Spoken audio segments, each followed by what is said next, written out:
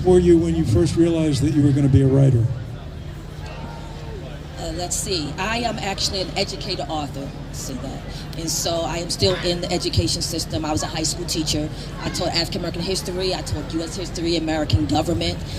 And I still do that. I'm almost at 30 years. And so I've been writing for about 13 years.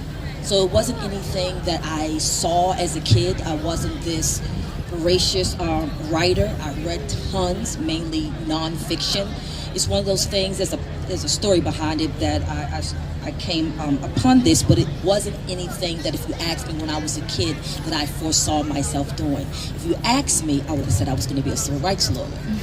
And that was really much what I wanted to do. Being a teacher is the next best thing. Has being a teacher fed into your writing? Your experience as a teacher, has it helped you with your writing, led you to write certain themes? Yes, absolutely. And that's why earlier I had mentioned that, I taught American government. I have degrees in American government.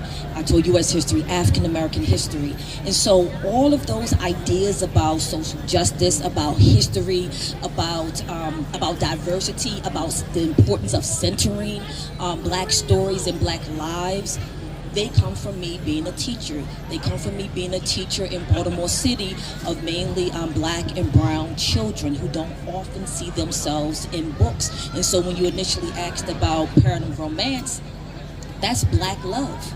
And that's what I wanted to write about because it's also what I wanted to read and didn't see it very often. So you led right into it.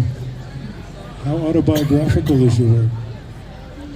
I wouldn't say very autobiographical. I do like Miss Jessica's answer because I think that whether consciously or unconsciously, our values pour out in our books. Your beliefs pour out in your books. Your concept of right and wrong, family is super important in all of my books. So you see that throughout, and people's motivations are born of those family dynamics, the culture and the community in which people find themselves. I value all of those things. So by default, they are reflected in all the stories that I write.